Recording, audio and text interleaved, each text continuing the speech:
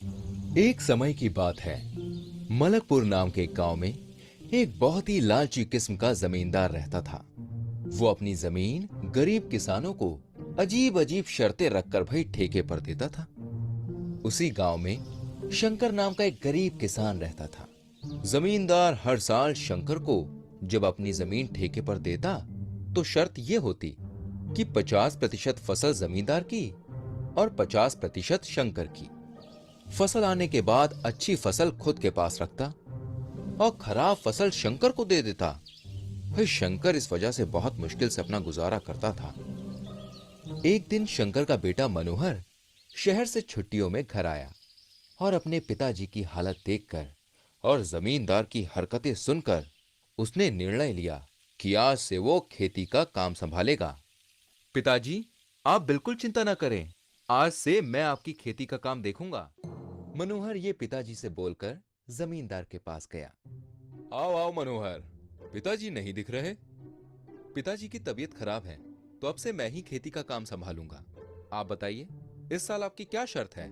इसके बाप को तो आज तक उल्लू बनाया है, इस बच्चे को तो मैं नचवाऊंगा।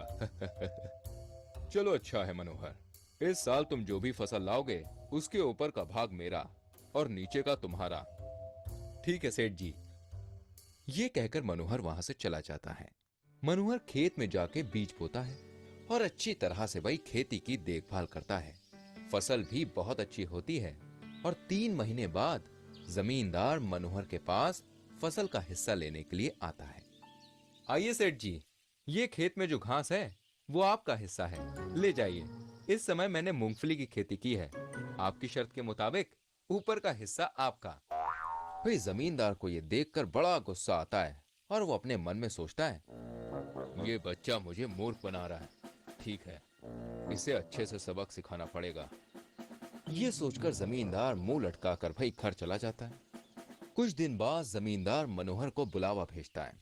अरे मनोहर, तुझे सेठ जी ने याद किया है।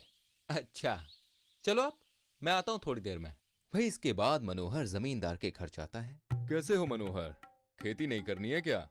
खेती तो करनी है सेठ जी, मैं आपके पास आने ही वाला था। अच्छा देखो बेटा, इस समय शर्त थोड़ी अलग है। जमीन के नीचे का हिस्सा मेरा और ऊपर का तुम्हारा। भाई मनोहर ने हाँ की और वहां से चला गया। भैया इसके पैसे मैं दे दूंगा। जूनियर हो तुम दोनों? कितने हुए? 120 रुपये। हो गया। पेटीएम तो यहाँ है। अरे भैया पेटीएम से कोई भी क्यूआर स्कैन करो और सीधे अपने बैंक अकाउंट से पेमेंट कर दो। आपका चॉकलेट। अबे आइसक्रीम खिला देंगे, फिर पिक्चर के पैसे हमसे निकलवाएंगे। विक्की भैया आप पिक्चर दिखा देना बस।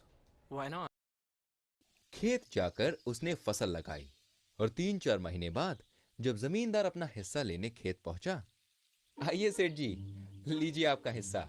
मैंने गेहूं लगाए थे, तो शर्त के मुताबिक ये जमीन के नीचे की जड़ें आप रख लीजिए। मेरा ऊपर का हिस्सा मैं लेकर जा रहा हूं।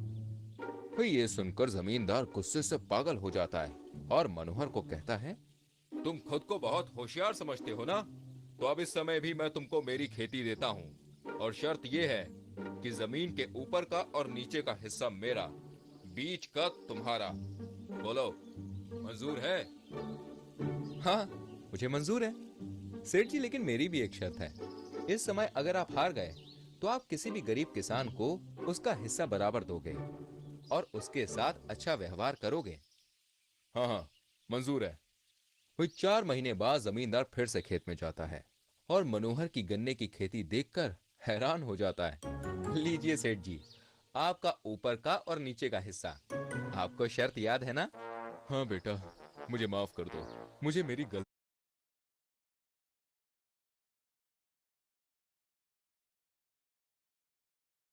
का एहसास हो गया है। अब मैं किसी के साथ कभी भी कोई धोखा नहीं करूंगा।